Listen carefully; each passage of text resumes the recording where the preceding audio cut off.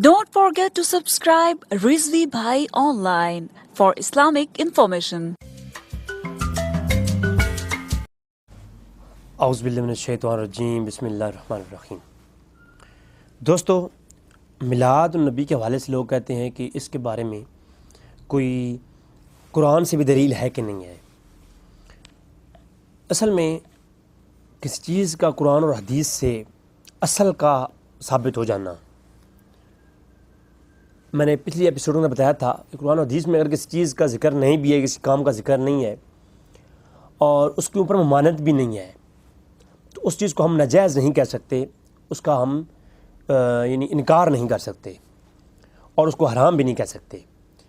حرمت کے لیے انکار اس کا ثابت ہو جانا یا اسی طرح کے کوئی اور دلیل اشارتاً یا دلالتاً مل جانا، تب وہ چیز حرام ہوتی ہے یا ناجائز ہوتی ہے۔ اسی طرح میلاد النبی کے حوالے سے اگر اس کی اصل کوئی ایک دلیل بھی ملتی ہے تو پھر جو ہے اس کے اوپر ہم فتویٰ نہیں لگا سکتے۔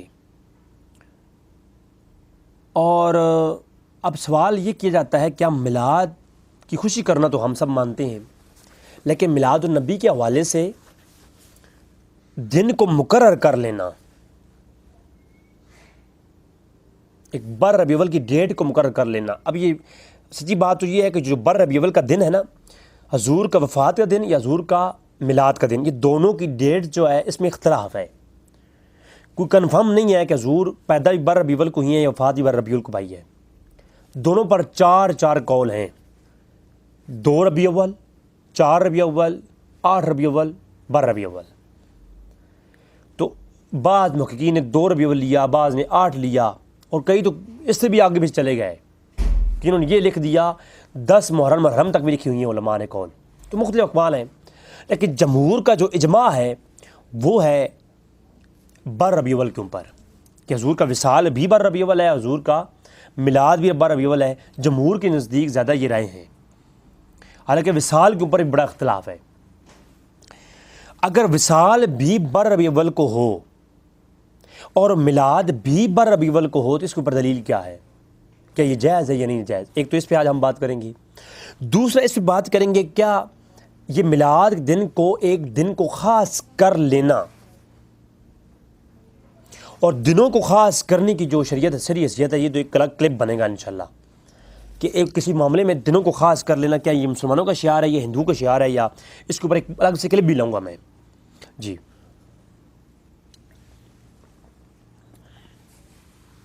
حقیقت یہ ہے کہ سب سے پہلے میلاد کے متعلق قرآن کریم کی نص کیا ہے، یہ تھوڑے میں اس بارے میں کلام کروں گا، پھر دنوں کو خاص کرنے کے متعلق، اور پھر مجلس سے میلاد میں سجانے کے متعلق، ذکر مصطفیٰ کی مجلس سجانے کے متعلق اللہ کا حکم بھی دکھاؤں گا انشاءاللہ تبارک و تعالیٰ۔ سب سے پہلے تو آپ سنتے ہیں ان اللہ و ملائکتہ یصلون علی النبی، اس کو میرا پہلے کلام آ چکا ہے۔ آج یہ تفصیلی گفتگو انشاءاللہ سننے کے بعد کوئی شخص علمی ہوا تو میلاد کے اوپر جو بیسک چیزیں بتا رہا ہوں اس کا انکار نہیں کرے گا۔ باقی خرافات کے اوپر میرے آلریڈی کلپس آ چکی ہیں، تو میں صرف اور صرف قرآن پڑھنے والا ہوں آج، اور جو گفتگو کروں گا اس کو آپ نے غور سننا ہے اور سمجھنا ہے کہ جو چیز میں پیش کر رہا ہوں اس کی حقیقت کے ساتھ کوئی تعلق ہے یا نہیں ہے، کسی مولوی کی طرف تاریخ کیے بغیر بات کر رہا ہوں۔ سب سے پہلے اللہ قرآن کریم میں فرماتا ہے ان اللہ و ملائکتہ یصلون علی النبی، یہ یصلون کیا ہے؟ ذکر مصطفیٰ ہے، حضور پر درود پڑھنا، سلام پڑھنا کیا ہے؟ حضور کا ذکر ہے نا۔ اب یہ تو کوئی کہہ نہیں سکتا کہ اللہ جو ہے وہ جو نبی پر درود پڑھ رہا ہے وہ اس طرح پڑھ رہا ہے اللہم صلی علی محمد وعلی آل محمد، اس طریقے سے تو نہیں پڑھ رہا، کیونکہ اس کے لفظ کا مطلب یہ ہے کہ اللہم صلی علی محمد، اے اللہ تو صلاۃ بھیج محمد پر اور آل محمد پر۔ اب اللہ تبارک تعالیٰ جب کہتا ہے کہ میں بھی یہ کام کر رہا ہوں، فرشتے بھی کر رہے ہیں، تو اللہ تو یہ نہیں کہہ رہا کہ اے اللہ تو صلاۃ بھیج، کیونکہ اللہ سے اوپر تو اللہ کوئی ہے نہیں جس کو اللہ یہ کہے گا کہ اے اللہ تو صلاۃ بھیج۔ تو اللہ جو ذکر کر رہا ہے وہ کس طرح ذکر کر رہا ہے؟ اللہ ذکر مصطفیٰ کر رہا ہے نا، تو ذکر مصطفیٰ کا انعقاد فرشتوں کی مجلس جا کر کرنا یہ اللہ کی سنت ہے۔ ابھی میں اس میں گہرائی میں نہیں جاؤں گا، گہرائی میں جاؤں گا تو میں عرب کے اندر بیٹھا ہوں، مجھ پہ فتوے آ سکتے ہیں، مجھ پہ اٹیک ہو سکتے ہیں، اس لیے میں اشارہ کرتا ہوں یہ یصلون لفظ مضارع ہے، اور عربی قاعدہ ہے جہاں لفظ یسلون لفظ سلون آنا چاہیے تھا، یہاں مضارع کا فائدہ دے رہا ہے، اور مضارع حال اور استقبال دونوں پر دلالت کرتا ہے، یعنی ایک کام اب بھی ہو رہا ہے اور ہمیشہ ہوتا رہے گا۔ تو سوال یہ پیدا ہوتا ہے کہ اللہ درود پڑھ رہا ہے، کس پر پڑھ رہا ہے؟ مصطفیٰ کریم پر پڑھ رہا ہے۔ تو مجلس میلاد جو ہے، اس کا میں جو ذکر مصطفیٰ کی محفل سے جانا ہے، ٹھیک ہے، دن کو مقرر کرنا آگے آئے گا، اور ذکر مصطفیٰ کی الگ محفلوں کی دلائل بھی آگے قرآن سے آئیں گے۔ ابھی قرآن ہی پڑھ رہا ہوں اور قرآن سے پہلی دلیل پیش کر رہا ہوں۔ تو اللہ جو ہے صلوات پڑھتا ہے، کب سے پڑھتا ہے؟ سوال پیدا ہوتا ہے، جب سے اللہ ہے تب سے پڑھتا ہے، کیونکہ یہ یصلون اللہ کی صفت ہے، اور صفت کے لیے موصوف کو ہونا ضروری ہے، اور اللہ کی صفات بھی قدیم ہے، اللہ کی ذات بھی قدیم ہے۔ ایسا نہیں ہے کہ اللہ پہلے تھا لیکن اللہ کی صفات نہیں تھیں، یعنی اللہ رؤوف رحیم ہے، یہ اللہ کی صفت ہے۔ تو اللہ پہلے تھا لیکن اللہ کی رؤوف رحیم صفت نہیں تھی، ایسا کوئی کہتا ہے؟ نہیں کہتا، کیونکہ اللہ کی صفات بھی قدیم ہے، اللہ کی ذات بھی قدیم ہے۔ تو یصلون اللہ کی صفت ہے، اللہ صلوات بھیجتا ہے، اللہ یہ فعل، اللہ کا یہ کام کر رہا ہے، جب سے ہے تب سے اللہ یہ کر رہا ہے۔ اور یصلون یہ صفت ہے، تو صفت کے لیے موصوف کو ہونا ضروری ہے۔ ذکر صفت کی کس کی ہے؟ اللہ کی ہے، تو موصوف کون ہے؟ اللہ کی ذات ہے۔ تو جب سے یہ صفت ہے تب سے اللہ بھی ہے، اور اللہ کب سے ہے یہ کسی کو پتہ نہیں ہے، یعنی جب سے اللہ ہے تب سے ذکر مصطفیٰ ہو رہا ہے۔ اللہ پہ درود پڑھنا یہ اللہ کی صفت ہے۔ اب ذکر کے لیے مذکور کو ہونا ضروری ہے، جس کا آپ ذکر کر رہے ہیں نا اس کا مذکور ہونا ضروری ہے۔ یعنی آپ کوئی کہے محمد اقبال رضوی جو ہے وہ سعودی عرب سے ویڈیو اپلوڈ کرتا ہے، اب میرا ذکر ہے، اب میں ہوں تو میرا ذکر ہے، کوئی فتویٰ نہ لگا دے، مجھے یہ ڈر ہے ہوئے پشاوری لتر نا بندہ مولوی دے بو تک کھڑکا دے۔ کبھی قرآن پہ غور کیا تم نے؟ آپ خود دیکھو کہ ذکر کے لیے مذکور کا ہونا ضروری ہے۔ میں ہوں تو میرا ذکر ہے، میری عمر ہے ابھی 25 سال، آج سے 50 سال پہلے کا کوئی بندہ کہے کہ یار آج سے 50 سال پہلے اقبال رضوی صاحب نے ایک ویڈیو اپلوڈ کی تھی، تو سب کہیں گے بھائی اقبال صاحب کی تو عمر جو ہے وہ 25 سال ہے، اور 50 سال پہلے اقبال کا ذکر کیسے؟ وہ تو تھے ہی نہیں، ان کا ذکر کیسے کر رہے ہو تم؟ تو بھائی ذکر ایک شخص تھا ہی نہیں، اس کا ذکر کیسے ممکن ہے؟ ممکن نہیں۔ تو مصطفیٰ کریم اگر 1400 سال فقط پہلے ہی دنیا میں تشریف لائے، ان سے پہلے ان کا کوئی وجود نہیں تھا، تو اللہ فرماتا ہے یصلون، میں ہمیشہ سے جب سے ہوں تب سے میری صفت ہے، میں ذکر کر رہا ہوں۔ تو ذکر کس کا ہو رہا ہے؟ جس کی ذات کا ہو رہا ہے اس کا ہونا لازم ہے۔ اب کوئی یہ کہے مصطفیٰ کریم پہلے نہیں تھے، اگر پہلے نہیں تھے تو یہ ذکر کیسا؟ تو اللہ جو ہے اللہ کی صفات پہلے نہیں تھی، اللہ کی صفت تو تھی بھائی، یصلون اللہ ذکر کر رہا تھا، تو اللہ ہمیشہ سے کر رہا ہے، یہ اللہ کی شان ہے۔ تو ذکر مصطفیٰ کرنا یہ اللہ کی سنت ہے، اللہ ہمیشہ سے کر رہا ہے، اور اللہ کہتا ہے لوگو تم بھی کرو، یہ اللہ کا حکم قطعی ہے۔ ذکر مصطفیٰ صلی اللہ علیہ وسلم کی محفل سے جانا، حضور کے ذکر کی محفل سے جانا، یہ اللہ کی سنت ہے، فرشتوں کی سنت ہے، اور یہ حکم ہے اللہ کا، تم بھی کرو۔ اس کے اوپر مزید کلام انشاءاللہ بعد میں پھر کریں گے، زیادہ کلام کروں گا تو مجھ پہ فتویٰ آ سکتا ہے، کیونکہ میں نے اس کے اوپر یصلون پہ بحث کروں نا تھوڑی، تو پھر ذکر و مذکور کی محفل بعد میں لوگ بہک جائیں گے۔ اچھا، اگلی بات، جب یہ کچھ بھی کہنا تھا، کچھ بھی نہیں تھا، اب بھی انبیاء ہی تھے، شاید عوام الناس کی بھی روحیں تھیں یا نہیں تھیں، لیکن اللہ ہی جانتا ہے، لیکن انبیاء تمام تر موجود تھے عالم ارواح کے اندر، تمام انبیاء کے وجود موجود تھے۔ اللہ نے اعلان کیا وَإِذْ أَخَذَ اللَّهُ مِيثَاقَ النَّبِيِّينَ لَمَا آتَيْتُكُم مِّن كِتَابٍ وَحِكْمَةٍ ثُمَّ جَاءَكُمْ رَسُولٌ مُّصَدِّقٌ لِّمَا مَعَكُمْ لَتُؤْمِنُونَ بِهِ وَلَتَنصُرُنَّهُ۔ اللہ نے محفل منعقد کی، اور محفل کے اندر خطاب کس کا ہے؟ خطاب کرنے والا اللہ کی ذات ہے، اللہ خود ہے خطاب کرنے والا، اور خطاب سننے والے سامعین کون ہیں؟ عام لوگ نہیں، گنہگار لوگ نہیں، انبیاء کی روحیں،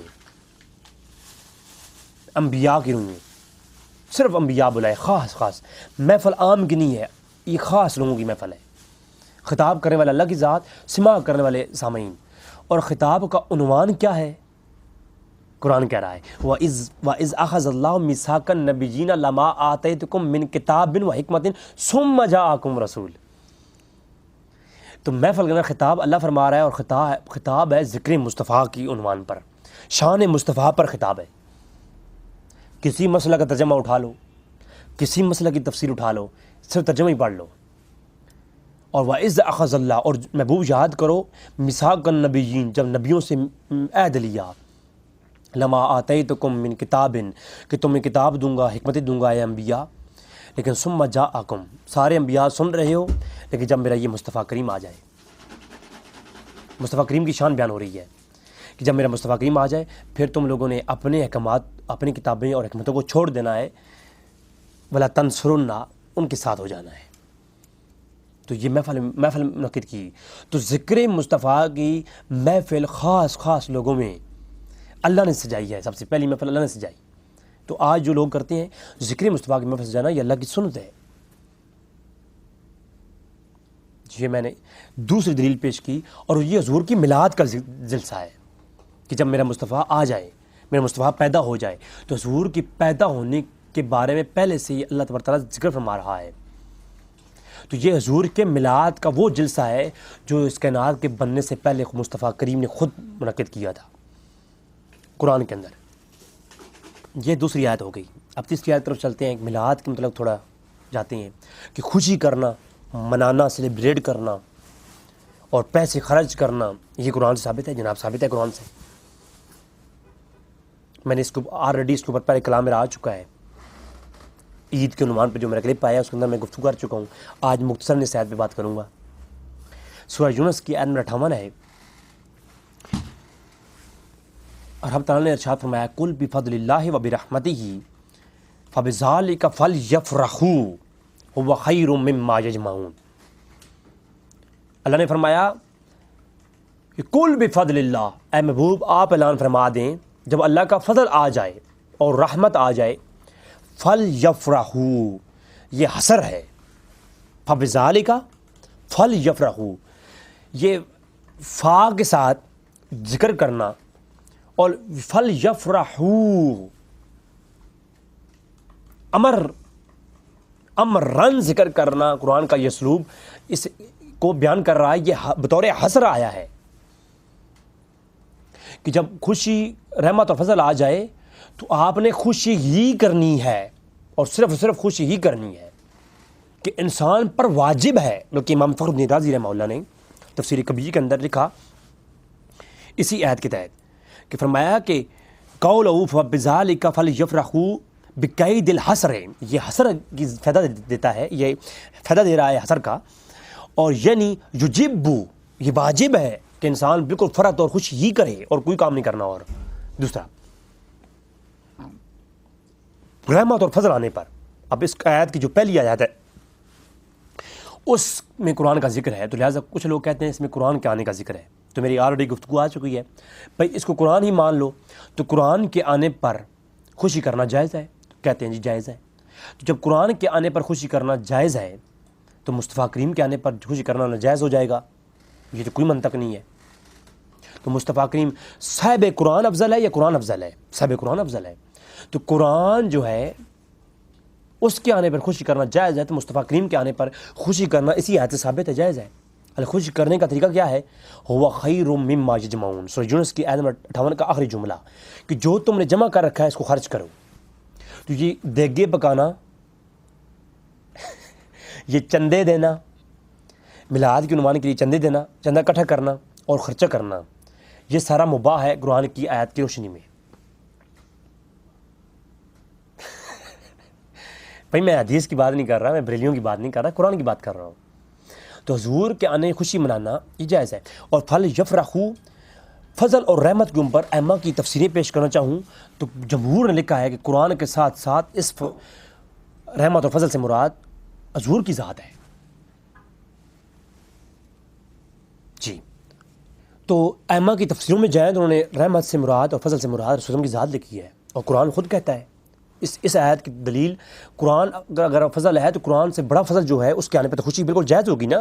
قرآن چھوٹا فضل ہے. اب قرآن سے بڑا فضل کوئی ہو قرآن میں ہی معلوم ہو جائے کہ قرآن کے آنے پر قرآن رحمت بھی ہے فضل بھی ہے. اس کے آنے پہ پھل جفرا کو خوشی کرو واجب ہے تم پر, اور ساتھ میں یہ بھی ہے کہ تم خرچہ بھی کرو. لیکن اب اس قرآن کی آیت کا مفہوم سمجھنے کے لیے قرآن سے ہی ہم لیتے ہیں کہ قرآن اگر فضل ہے اور وہ آئے تو خوشی کرنی چاہیے. تو جو فضل کبیر ہے اس کے آنے پہ خوشی کرنا بطریق اولا جائز ہو جائے گا. سورہ قرآن کے اندر دیگر مقامات پہ اللہ فرماتا ہے بشر المؤمنین بان لہم من اللہ فضلا کبیرا. فرمایا قرآن فضل ہے لیکن قرآن آئے تو خوشی کرنی چاہیے. لیکن جب قرآن سے بڑا فضل کبیر کیا ہے, فرمایا مصطفیٰ کریم بشر المؤمنین, مومنوں کے لیے بشارت ہے, بِأَنَّ لَهُم مِّنَ اللَّهِ فَضْلًا کبیر, اللہ کی جانب سے سب سے بڑا جو فضل آیا ہے وہ مصطفیٰ کریم کی ذات ہے. اور مصطفیٰ کریم کی ذات کے آنے پر خوشی کرنا یہ قرآن کی سورہ یونس کی آیت نمبر 58 سے ثابت ہو گیا. اور رحمت تو قرآن بھی رحمت ہے, لیکن مصطفیٰ کریم قرآن سے بڑی رحمت. وَمَا أَرْسَلْنَاكَ إِلَّا رَحْمَةً لِلْعَالَمِينَ. تو آپ قرآن کو اگر خوشی کرنا جائز ہے تو حضور کو رحمت اور فضل سمجھ کر کے خوشی کرنا قرآن سے ہی ثابت ہو گیا, یہ واجب ہے. اور پھر قرآن کریم میں اللہ فرماتا ہے وَاذْكُرُوا نِعْمَةَ اللَّهِ, اللہ کی نعمتوں کا ذکر کرو. یہ علماء سے پوچھیں آپ, لفظ اذکروا امر ہے اور امر مطلق کے وجوب کے لیے آتا ہے. یعنی جس چیز کے ساتھ لفظ امر جس چیز کا حکم امر کے ساتھ ہو تو وہ واجب ہوتی ہے, اگر نہ کرو تو گناہ ہوتا ہے. تو اللہ فرماتا ہے اللہ کی نعمتوں کا ذکر کیا کرو. تو کیا اللہ کے رسول اللہ کی نعمت نہیں ہے ان کا ذکر کرنا؟ وَأَمَّا بِنِعْمَةِ رَبِّكَ فَحَدِّثْ, اللہ کی نعمتوں کا چرچا کیا کرو. تو اللہ کی نعمت کون سی ہے؟ اللہ قرآن میں فرماتا ہے سورہ موسیٰ علیہ السلام نے بتایا کہ کون سی وہ نعمت ہے جس کا ذکر کرنا ہم پہ واجب ہے. فرمایا وَإِذْ قَالَ مُوسَىٰ لِقَوْمِهِ, قرآن ہے وَإِذْ قَالَ مُوسَىٰ لِقَوْمِهِ يَا قَوْمِ اذْكُرُوا نِعْمَةَ اللَّهِ عَلَيْكُمْ إِذْ جَعَلَ فِيكُمْ أَنْبِيَاءَ. فرمایا کہ اللہ موسیٰ علیہ السلام نے کہا کہ میری قوم وَاذْكُرُوا نِعْمَةَ اللَّهِ, اللہ کی نعمتوں کا ذکر کیا کرو, اور لفظ اذکرو کے ساتھ یہ تم پہ واجب ہے. تو فرمایا قوم نے سوال کیا پاک موسیٰ اللہ کی بہت ساری نعمتیں ہیں, بے شمار نعمتیں, کون سی نعمت کا ذکر کریں ہم؟ تو فرمایا اللہ کی جس نعمت کا ذکر کرنا ہے وہ کیا ہے, اذ جعل فیکم انبیاء, اللہ نے تم میں انبیاء لائے ہیں. انبیاء کے نام کی مالا جپنا, ان کے نام کی محفل سجانا تم پہ واجب ہے, ضروری ہے. تو آپ خود بتائیں پھر, تم میلاد کی اور انبیاء کے ذکر کی محفل سجانا یہ تو واجب ہے قرآن سے, بلکہ نبی کریم صلی اللہ علیہ وسلم کے تو بالکل واجب ہے. بلکہ قرآن کریم کے ایک اور مقام پہ فرمایا وَأَصْبَحْتُمْ بِنِعْمَتِي إِخْوَانًا, کہ یہ نبی جو آپ کی طرف آئے ہیں ایسی نعمت بن کے آئے ہیں جنہوں نے آ کے آپ کو آپس میں بھائی بنا دیا. اور بے شمار ایسی اور بھی ہیں کہ اللہ کے رسول اللہ کی سب سے بڑی نعمت ہے, قرآن نے خود کہا ہے. میرا وہ موضوع نہیں ہے, آپ اس طرف جانا جو ہے نا مناسب نہیں ہے. تو آگے جو ہے پھر اللہ نے فرمایا لَقَدْ مَنَّ اللَّهُ عَلَى الْمُؤْمِنِينَ إِذْ بَعَثَ فِيهِمْ رَسُولًا, اللہ نے تم پہ یہ احسان کیا ہے. ویسے ایک سوچنے کی بات ہے, لفظ احسان قرآن میں بار جگہ آیا ہے, تو لقد من اللہ اس بعثا لفظ من کیوں لگایا؟ اس کی غرض اور غایت کیا ہے؟ لقد احسان کا لفظ احسان بھی استعمال ہو سکتا تھا عربی کے اندر, لیکن یہاں اللہ نے لفظ احسان استعمال نہیں کیا, بلکہ اللہ نے جو ہے لفظ من استعمال کیا. اب من اللہ کا لفظ من اگر یہ بیان کرنے لگ جو تو فتوی آئیں گے. اچھا, تو لقد من اللہ علی المؤمنین, مومنوں کے لیے, مومنوں کی طرف, اس بعث فیہم رسولا, کہ یہ اللہ نے مومنوں پر بہت بڑا احسان کیا ہے کہ اپنا رسول انہیں بھیجا ہے. تو مومنوں پر یہ بہت بڑی نعمت ہوئی ہے اور احسان ہوا ہے. تو اس کا آج مسلمان اس نبی کے آنے کی خوشی منانا مسلمان آج بدعت کہتے ہیں یہ حرام ہے. اور وہاں سے کھانا کہتے ہیں جی کھانا بدعتیوں کا کھانا ہے. ارے دلیل دکھاؤ, کون سی دلیل تمہارے پاس کہ میلاد النبی کے اوپر صدقہ خیرات کھانا یہ بدعتیوں کا کھانا ہے؟ اگر یہ بدعتیوں کا کھانا ہے تو پورے 1400 سال اسلام کی تاریخ میں اگر میلاد النبی کا کھانا بدعت ہے تو پھر 1400 سال اسلام کی تاریخ میں ایک تم ٹھیک بچتے ہو, باقی سارے بدعتی ہیں. اور کوئی ہے مائیکل لال تمہارے سامنے بیٹھ کے دلائل سے بات کرے ہمارے ساتھ، ہم بات کرنے کو تیار ہیں۔ اب کہتے ہیں جی میلاد کے دن کو فکس کرنا، یعنی میلاد دنوں کو مقرر کرنا، بر ربیع الاول کو خاص کر لینا، یہ غلط ہے۔ اور یہ شبہ بھی اٹھایا جاتا ہے کہ بر ربیع الاول کو حضور کا میلاد بھی ہے اور وصال بھی ہے، اور بعض کہتے ہیں نہیں بر ربیع الاول کو میلاد نہیں صرف وصال ہے۔ سب سے پہلی بات یہ حدیث کے اندر حضور نے بشمار جگہوں پر یہ بات فرمائی ہے کہ خیر لکم من حیاتی و خیر لکم من ماتی، کہ میرے جینا، میرا دنیا میں رہنا بھی تمہارے لیے خیر ہے، اور میں دنیا سے چلا جاؤں تب بھی تمہارے لیے خیر ہے۔ اور دوسری عرض یہ ہے اگر حضور کا وصال بر ربیع الاول کو ہی ہو تو شریعت مطہرہ کا جو اصول ہے وہ یہ ہے 3 دن سے اوپر سوگ کرنا حرام ہے شریعت کے اندر۔ اور چوتھا اصول یہ ہے کہ اگر چوتھا اور 40واں ہم کریں، کوئی بریلوی حضرات کرے، تو ہم ان کو یہ کہتے ہیں کہ اے بریلوی حضرات آپ یہ بتائیں آپ چوتھا 40واں کیوں کر رہے ہو؟ 3 دن سے اوپر سوگ کرنا حرام ہے۔ تو آج 1400 سال کے بعد نبی کا سوگ کرنے کا تو جواز ہی پیدا نہیں ہوتا۔ اور 5ویں بات یہ ہے کہ دیکھیں میلاد النبی اگر بر ربیع الاول کو ہو یا وصال بر ربیع الاول کو ہو تو شریعت یہ کہتی ہے کہ اگر خوشی اور غم کا دن ایک دن آ جائے تو پہلے 3 دن غم کرو، اس کے بعد ہمیشہ اس دن کو بطور خوشی مناؤ، اس کو دن پھر سوگ نہیں کر سکتے۔ سوگ 3 دن ہے سوائے عورت کے، اس کا خاوند فوت ہو جائے تو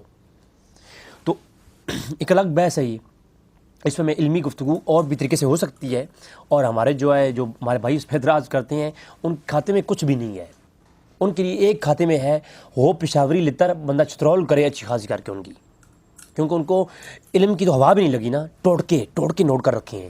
حضور بر ربیع الاول کو بروفات کہتے تھے، اس دن کو بروفات کہا جایا کرتا تھا۔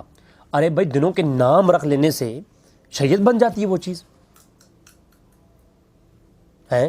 ایسے کئی اور ہمارے دن ہیں، ایسے کئی اور ایام ہیں، ان کے نام خاص کر لینے سے وہ بروفات ہو جائے گا۔ ادھر تو آپ کہتے ہو جی آپ نے 11ویں شریف یہ نام رکھ لیا ہے اصال ثواب کا، یہ بریلوی حضرات 11ویں شریف کرتی ہیں نا، وہ غوث اعظم عبد القادر جیلانی رحمۃ اللہ تعالیٰ علیہ کا دن برسی مناتے ہیں اور ان کے اصال ثواب کی محفل سجاتی ہیں، عبد القادر جیلانی کی اصال ثواب کی محفل سجاتی ہیں، اس کو 11ویں شریف کا نام دیتے ہیں۔ تو کہتے ہیں جی وہ 11واں شریف والا جو نام رکھ لیا ہے، یہ 11ویں شریف قرآن و حدیث سے دکھاؤ، تو بھائی بروفات قرآن و حدیث سے دکھاؤ، یہ بروفات کہاں ہے قرآن و حدیث میں؟ لفظ نام رکھ لینے سے شریعت کی کوئی دیواریں نہیں گرتی، نام کچھ بھی رکھ لو، جیسے بروفات نام رکھا گیا ہے اسی طرح 11ویں شریف نام رکھا گیا ہے۔ تو نام رکھ لینے سے کوئی چیز کی شریعت کی جو اصل ہے وہ اس میں کوئی ممانعت نہیں ہے، اور کوئی جو ہے وہ شریعت کی اصل میں کوئی بگاڑ پیدا نہیں ہوتا۔ تو اگر ربیع الاول کا میلاد بھی بر ربیع الاول ہو تو وصال بر ربیع الاول ہو تو یہ چیزیں میں مان لیتا ہوں، تو میں پھر اس کا جواب دیتا ہوں آپ کو۔ بھائی قرآن ہمیں کیا تعلیم دیتا ہے؟ اگر قرآن یہ تعلیم دے نبی کا میلاد اور وصال دونوں ایک ہی دن ہوں تو قرآن سے پوچھو قرآن کیا کہتا ہے، اور یہ بھی قرآن سے پوچھو کیا نبیوں کے دنوں کو خاص کرنا یہ جو ہے قرآن کی تعلیم ہے یا نہیں ہے۔ اگر یہ دونوں چیزیں قرآن اس پہ انکار قرآن سے کوئی دکھا دے تو میں جناب اس پہ کلپ بناؤں گا کہ یہ انکار ہے، اور میں قرآن دکھاتا ہوں کہ قرآن تو نبیوں کی پیدائش کے دنوں کو بھی خاص کرتا ہے اور نبیوں کے وفات دن کو بھی خاص کرتا ہے، اور اس کے اوپر تعلیم دیتا ہے۔ پھر قرآن ایسی کتاب ہے جو اصول بھی بتاتی ہے اور اس کے اوپر پھر جو ہے آپ کو تعلیم بھی دیتی ہے، آپ کی تربیت بھی کرتی ہے، صرف قانون نہیں بتاتی بلکہ قانون کے اوپر تربیت دیتی ہے، آپ کو صرف تھیوری نہیں بتاتی، تھیوری کے اوپر پریکٹیکل کر کے بتاتی ہے۔ قرآن ایسی کتاب ہے۔ تو قرآن کریم کی طرف چلتے ہیں۔ سب سے پہلے سورہ مریم کی آیت نمبر 15 ہے اور آیت نمبر 33 ہے، تو 33 آج نہیں پڑھتا، وقت تھوڑا ہے، صرف 15 کے اندر سے میں بات سمجھا دیتا ہوں، کسی کو دیکھنے کا شوق ہو تو وہ آیت نمبر 33 بھی دیکھ سکتا ہے۔ سورہ مریم کے اندر عیسیٰ علیہ السلام کہتے ہیں، عیسیٰ علیہ السلام کے بارے میں اللہ تبارک تعالیٰ کہتا ہے، اور یحییٰ علیہ السلام کے بارے میں اللہ تبارک تعالیٰ کہتا ہے سورہ مریم کے اندر۔ تو حضرت یحییٰ علیہ السلام کے بارے میں اللہ تبارک تعالیٰ نے ارشاد فرمایا وَسَلَامٌ عَلَيْهِ، میرے نبی پر سلام ہو، یحییٰ علیہ السلام پر۔ تو معلوم ہوا نبیوں پر سلام پڑھنا یہ اللہ کی سنت ہے، اور قرآن کے لفظ دیکھیں وَسَلَامٌ عَلَيْهِ يَوْمَ وُلِدَ وَيَوْمَ يَمُوتُ وَيَوْمَ يُبْعَثُ حَيًّا۔ قرآن کے لفظ پہ غور کریں، میں پھر پڑھتا ہوں، اتنے آسان لفظ کہ ہر ایرا غیرہ نہ تو خیرہ بھی سمجھے گا قرآن کیا کہہ رہا ہے.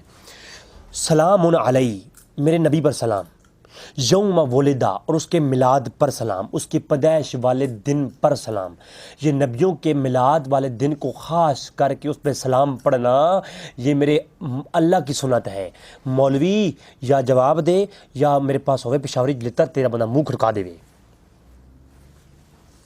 یہ میں علماء سو کی بات کر رہا ہوں، علماء حق کی بات نہیں کر رہا، یا کسی مسلک کے علماء کی بات نہیں کر رہا، میں علماء سو کی بات کر رہا ہوں. ہوئے پشاوری لتر نا بندہ مولوی دے منہ کھڑکا دے. سلام علی، نبی پر سلام، یوم ولدہ، نبی کے میلاد کے دن کو خاص کر کے اللہ فرماتا ہے اس پر بھی سلام. وہ یوم یموت، اور جس نبی دنیا سے پردہ فرمائے اس دن پر بھی سلام، اس کو بھی خاص کر دیا. وہ یوم یبعث حیا، اور قیامت کے دن جب نبی دوبارہ اٹھایا جائے گا نا اس دن پر بھی سلام. اب میں نے کہا مولوی جی اللہ کی سنت ایک ہی ہے، نبی کا وصال بھی بر ربیع الاول ہو اور نبی کا میلاد بھی بر ربیع الاول ہو، تو قرآن یہی کہتا ہے کہ نبی کے پیدائش والے دن پر بھی سلام اور نبی کے دنیا سے پردہ فرمانے والے دن پر بھی سلام، یوم یموت. تو میں نے کہا اللہ کی سنت اور قرآن کی سنت ایک ہی ہے، نبی کے آنے والے دن پر بھی سلام اور نبی کے جانے والے دن پر بھی سلام. میں نے کہا مولوی اب تمہارے ذمہ ہے، تم دکھاؤ کہ آنے والے دن پر تو سلام اور جانے والے دن پر تو سو گئے، اس کو منانا منع ہے نہ. دونوں دنوں پر اللہ نے سلام پڑھا ہے، اور اللہ کا سلام پڑھنا اس بات کی دلیل ہے کہ دونوں دن سلامتی کی ہیں اور دونوں دنوں پر خوشی کا اظہار کرنا چاہیے، سوائے کسی غم کے دن کو 3 دن سے زیادہ منانے کے اوپر. بات سمجھ آ رہی ہے جی؟ تو اب جو ہے یہ چیز سامنے ہو گئی، قرآن سے واضح ہو گئی کہ حضور کے پیدائش کے دن کو خاص کرنا، انبیاء کے پیدائش کے دن کو خاص کرنا، اور اس دن چاہے وفات بھی ہو اور پیدائش کے دن اور میلاد بھی ہو تب بھی سلام پڑھنا اور خوشی کرنا ہی قرآن ثابت ہے، اس کو منانا ثابت ہے. اس دن سوگ بنانے کا جواز قرآن سے کہیں بھی ثابت ہو نہیں ہے. بطور دعویٰ بات کر رہا ہوں، چیلنج بات کر رہا ہوں، اس کو لکھ لو. پھر حضور کہتے ہیں جی حضور کے دن کو خاص فرمایا اللہ نے، جی حضور کے پیدا ہونے کو اللہ نے خاص کیا ہے، اللہ نے قسم کھائی ہے. اور قرآن میں جہاں جہاں قسم کھائی گئی ہے اس کا مفہوم مطلب کیا ہے؟ اللہ قسم کیوں کھا رہا ہے؟ قسم وہ بندہ کھاتا ہے جو جھوٹا ہو، یا جس سے یہ التماس ہو، یا جس سے یہ ابہام ہو کہ یہ شخص جھوٹ بول سکتا ہے، تو وہ اپنی صفائی دیتے ہو یہ کہتا ہے خدا کی قسم، اللہ کی قسم، یہ قسم کھاتا ہے. جبکہ اللہ سے سچا کون ہے؟ اللہ ہی سب سے سچا ہے. جب اللہ سب سے سچا ہے تو اللہ نے قسم کیوں کھائی ہے؟ پھر مفسرین نے اس پہ کلام کیا ہے. امام فخر الدین رازی نے تفسیر کبیر کے اندر جو قسم کھانے کے اوپر غایات اور حکمتیں بیان کی ہیں، اگر وہ بیان کروں تو پھر وقت تھوڑا ہے. تو یہ بات واضح ہو گیا کہ قسم اللہ نے کیوں کھائی. اللہ نے فرمایا سورہ بلد کے اندر لا اقسم بہذا البلد وانت حل بہذا البلد ووالد وما ولد. محبوب قسم ہے ان گلیوں کی جن کے اندر تو خرام ناز کرتا ہے، اور قسم ہے والدین تمہارے والد کی، اور قسم ہے وما ولد محبوب تیرے میلاد کی، تیرے پیدا ہونے کی قسم ہے محبوب. تو حضور کے پیدا ہونے کی قسم کون کھا رہا ہے؟ اللہ کھا رہا ہے. اب قسم کیوں کھائی جاتی ہے اس پہ پڑھ لو تھوڑا، بڑے اما کو پڑھ لو یہ قسم کیوں اللہ نے کھائی ہے. تو جب قسم کھائی ہے تو اللہ نے خاص کیا ہے، اور خاص کرنے کے بعد اللہ نے قسم جب کھائی ہے تو اللہ نے کیا شان بیان فرمائی ہے اللہ کے رسول کی، اپنے محبوب کی. تو لہٰذا میرے ناظرین یہ بات واضح ہوئی کہ انبیاء کے دنوں کو خاص کر کے ان کی قسم کھا کے اللہ نے یہ بیان فرمایا کہ نبی کے دن پیدا ہونے والے دن ایام اللہ کے دن ہیں اور یہ خاص ہیں، اور ان کے جو ہے ان کو منایا کرو اور ان خوشی کیا کرو، منہ نہ لٹکایا کرو، پشاوری جوتی جائے منہ نہ بڑھایا کرو. ایوہ اللہ تبارک تعالیٰ سے دعا ہے کہ تعالیٰ ہمیں جانے توفیق عطا فرمائے. مزید معلومات کے لیے ہماری ویب سائٹ رضوی.online.com کا وزٹ کریں. آپ کی دعاؤں کو طالب آپ کا اپنا بھائی رضوی بھائی. السلام علیکم ورحمۃ اللہ وبرکاتہ.